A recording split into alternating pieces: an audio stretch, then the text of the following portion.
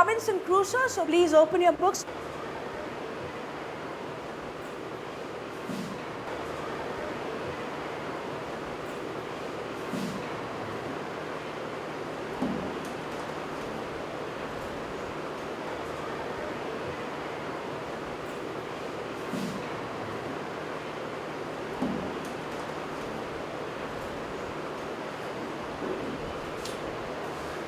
Do you know what the word shipwreck means? Yes, Suman? A ship getting destroyed at sea. Good, that's very good. Why don't we check up Oxford Educate to see what the dictionary meaning is? When we go to the dictionary, what does it say?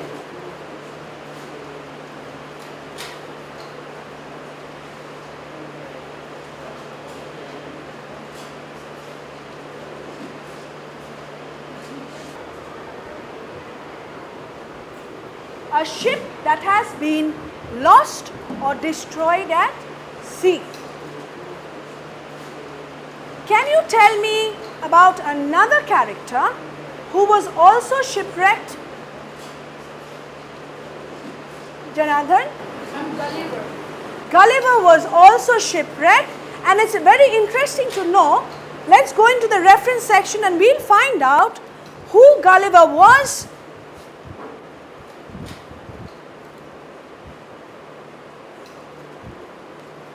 And here we have it. Gulliver's Travels, written by Jonathan Swift.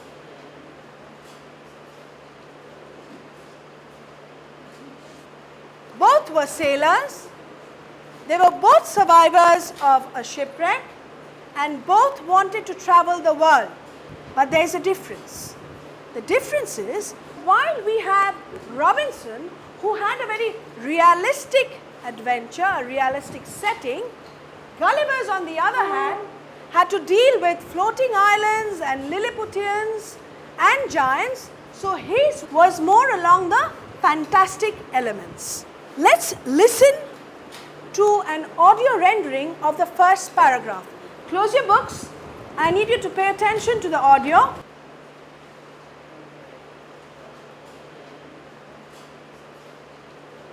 Unit 3, Robinson Crusoe. We started off on our voyage in good weather, although it was very hot. After about 12 days, however, a violent tornado came from the north. The waves rose high, the skies were black, and the wind howled through the sails. 2 members of the crew were washed overboard, and after a day or two the ship began to leak. We changed our course and drove out of the hurricane, but the next day a second terrible storm attacked us. We could see the shore of some unknown land, but the sea was very rough. The rain dashed down, and we were afraid to approach close to the land. Our only hope was to clamber into a small boat and try to row to the shore. 4 of us managed to get the boat into the sea, and we jumped into it. We rowed with all our might, but the waves were like mountains. We struggled on, but at last a gigantic wave, greater than all the others, hurled our little boat into the air, and it sank beneath us. Did you enjoy that? Yes, ma'am. Okay, can you guess what the plot of the story will be? Do you think Robinson Crusoe is going to survive the shipwreck? In order to summarize this paragraph, we can now use a sticky note and put it up right out here.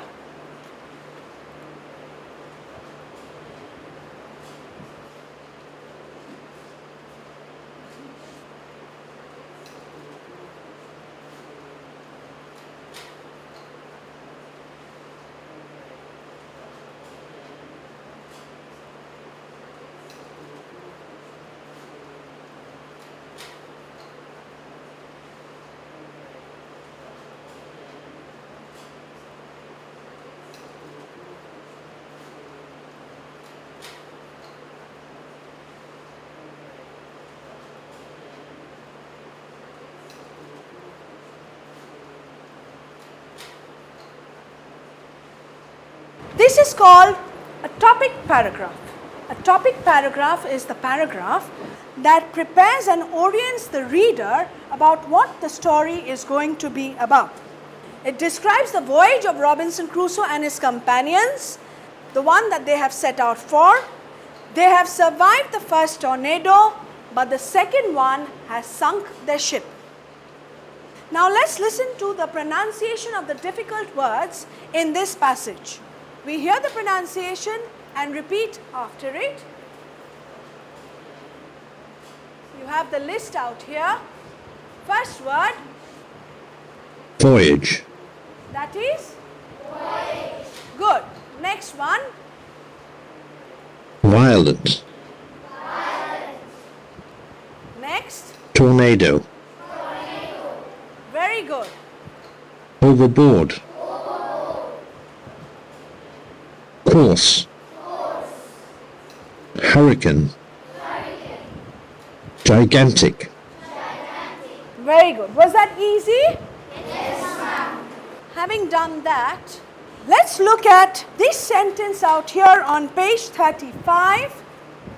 The waves rose high, the skies were black, and the wind howled through the sails. Look at the word high out here. What does high describe? Janardhan? The word high describes rose. Rose. So the waves rose. Rose out here becomes a verb. How high did the waves rise? An adverb. That's right. So high is an adverb. Do you remember the comparative and superlative forms of adverbs? Yes, ma'am. Right? Turn to page 40 out there, and we have a short exercise on adverbs. Let's go through that one.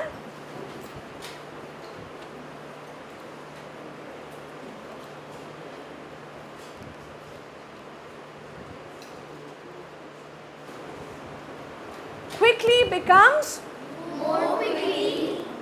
Most quickly. good. Fortunately, More fortunately. Most fortunately. in the second one we have hard, which becomes Harder. right, Disha? Hardest. Harder and hardest. Next one is high, Vedant. Higher. High becomes higher and Highest. highest. Let's do an interactive exercise. Abhinav, can you please help us out with this one?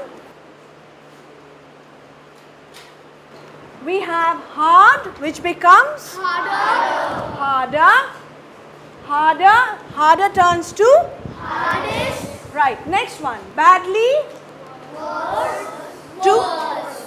worst. Fast. Faster. Fastest. Carefully. More carefully. Most carefully. That was fun and it was easy, right? We now know the comparative form and the superlative forms of the adverbs given. With that, we come to the end of today's lesson. We stop here. We continue tomorrow morning. And of course, we are going to use the Oxford Educate to make our lessons interesting and fun.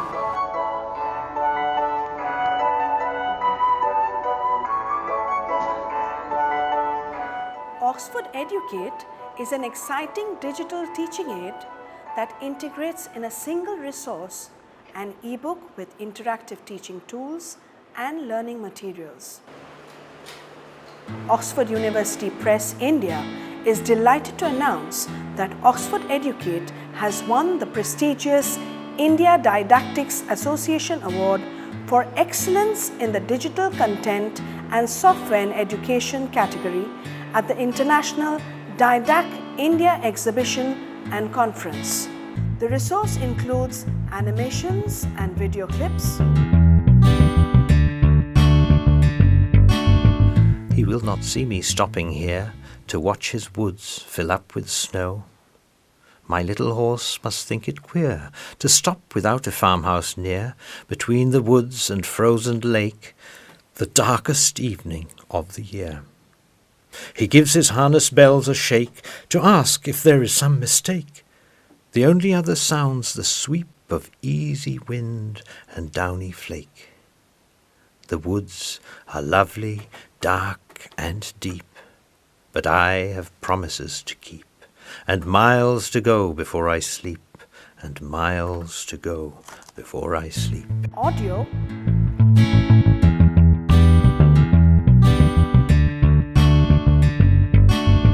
How large unto the tiny fly must little things appear, a rosebud like a feather bed, its prickle like a spear, a dewdrop like a looking-glass, a hair like a golden wire, the smallest grain of mustard seed as fierce as coals of fire, a loaf of bread, a lofty hill, a wasp, a cruel leopard, and specks of salt as bright to see as lambkins to a shepherd. Slideshows.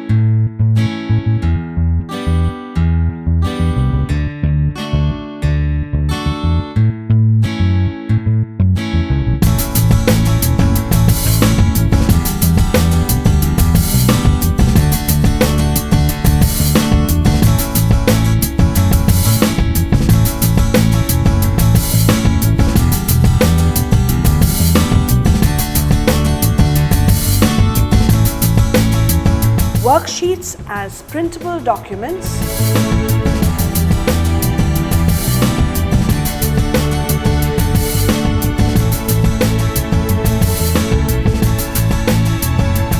And reference material.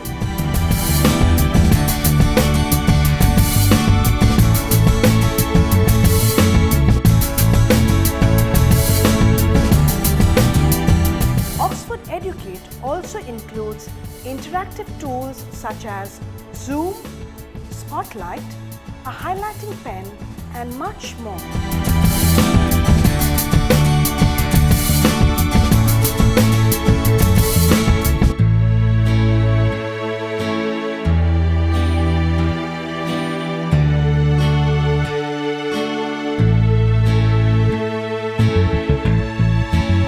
Content linked to each page for easy accessibility.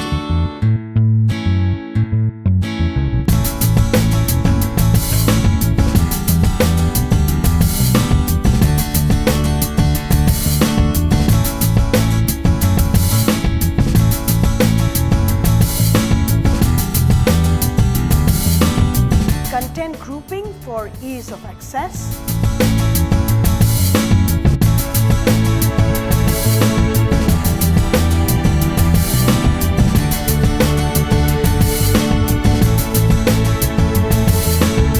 Elements from teachers' manuals, resource packs.